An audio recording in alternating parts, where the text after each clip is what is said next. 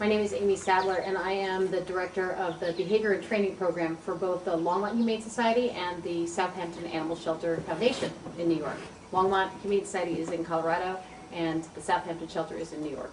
So I have the privilege of running around the country and going to shelters and doing seminars and then doing hands-on work and helping them get started with implementing playgroups at their shelters. And then we also offer internships at Longmont Humane Society and at Southampton Animal Shelter Foundation, Colorado and New York, for any folks that want to come out and learn from us in a very hands-on way. So we have some classroom stuff that we put together, but then most of it's just getting out there and doing it and helping build everybody's confidence that it's just a cool thing to let dogs, shelter dogs, play together. Makes it much better for them. Better quality of life while they're with you. Shelter playgroups are just letting the shelter dogs go out into groups of dogs, not necessarily in specifically chosen, these four play together here or these four play together there, but finding a social population of your dogs in your shelter and kind of rotating them through their playgroups on hopefully a daily basis. Most of the shelters that I've gone to have much better play yards than we have. We didn't have much space, so we just put up outdoor fencing and with shade for the handlers and for the dogs and for inclement weather. Boy, places have all different kinds of configurations, and that's actually one of the most interesting things about running around is showing up and seeing what they've got and how to best get them going on a flow with the area that they have and what little modifications they should make to make it more safe. One that's typical is that you want to make sure that your gates move both ways so that you can control the space of entering and exiting with dogs, and that you have a catch pen area so the dog and handler comes into a small area prior to coming into your large fenced-in playgroup so that if the dog gets past you, it's not free. You have a kind of little containment area. I think those are the two most important things. It really depends upon, first of all, the facility's physical space, because that's going to change shelter to shelter. It depends certainly on the individual dogs, but most importantly, it's going to vary based upon the handler's comfort level. So we love doing playgroups. We're really comfortable with them. With the space that we have, 20 dogs in our play yards feels like a pretty full group. If I had, let's say, larger playgroups, I might do up to 30 dogs, but I have a lot of facilities that we've taught this to that maybe do, I don't know, a couple to 10 dogs at a time, and that feels like the right number for the space that they have. And once everybody gets in the groove of it, they end up feeling like the actual individual dogs will tell them, okay, this feels like enough right now. A lot of places would prefer to have at least 2 handlers for backup, and I basically support the handler comfort level. That's the most important thing. At our facility, we have 1 person in the playgroups and people rotating dogs out. So there's constant contact with people that are around, and we have walkie-talkies on us, but we only have 1 person in playgroup.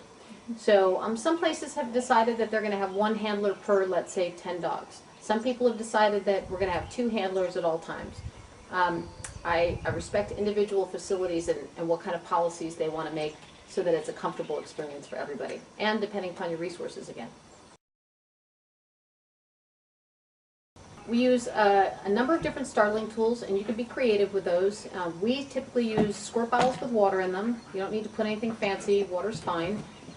We use a little soda can with pennies in it, a little shake can, and then also there's a product on the market called Pet Corrector, which is basically just blasts air.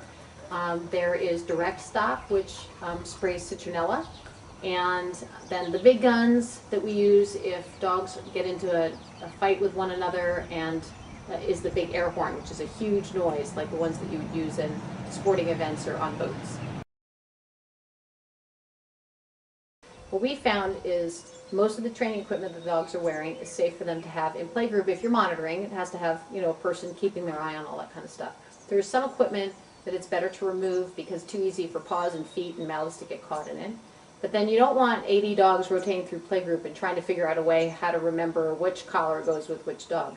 I think it's important in this context to have something, at least a flat collar on the dogs, preferably it's not going to be a fast breakaway collar, because if you do need to handle the dogs, it's better than grabbing a bunch of scruff.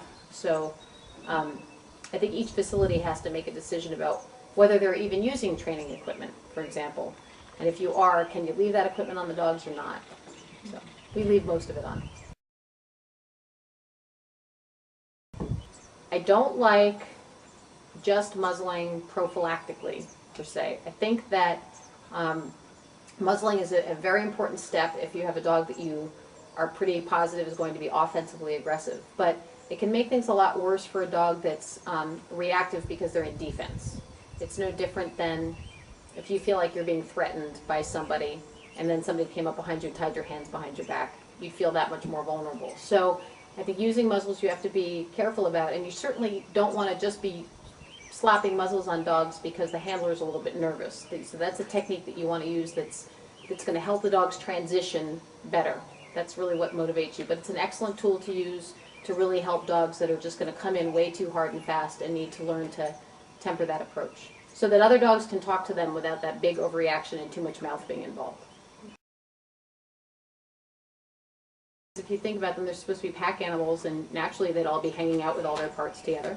But you want to have an awareness that it might potentially be a trigger. So there's some dogs that have actually been in heat in our play groups, and you certainly don't need to start that way. But from my experience, because I'm comfortable, some females that nobody would even notice, doesn't change anything, and then some females, it's like, oh, we got to get her out of here. It's just making everybody crazy. So the intact thing is not necessarily, it might be, but not necessarily.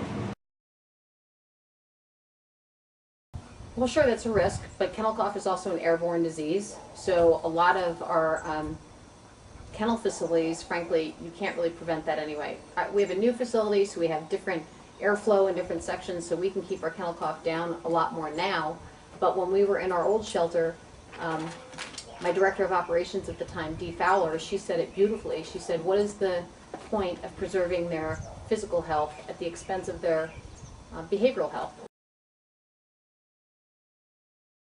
Well, safety to people is number one, of course, and we've been doing play groups at Longmont Humane Society and at Southampton for, Southampton it was many, many years ago that I started it, so Longmont is where I have the really specific stats, and we've been doing them for 6 years now, and nobody has ever been hospitalized.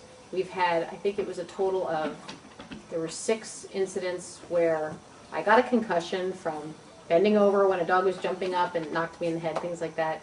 I did have a dog, I don't even know which dog got me, but at one fight I was breaking up, caught my hand and I had a couple of stitches in my finger. That was it. We haven't had anybody go be hospitalized. None of the shelters that I have taught this to, we haven't had that be an issue because we use those startling tools, and I teach people how to break up fights without just jumping in and grabbing with your hands. In most cases, if an animal in a shelter lands a bite and the skin is broken, that animal's put in 10-day quarantine. So the goal is to prevent that from happening, because then they're sitting in a kennel for 10 days with no enrichment, and they're certainly not going to do well with that.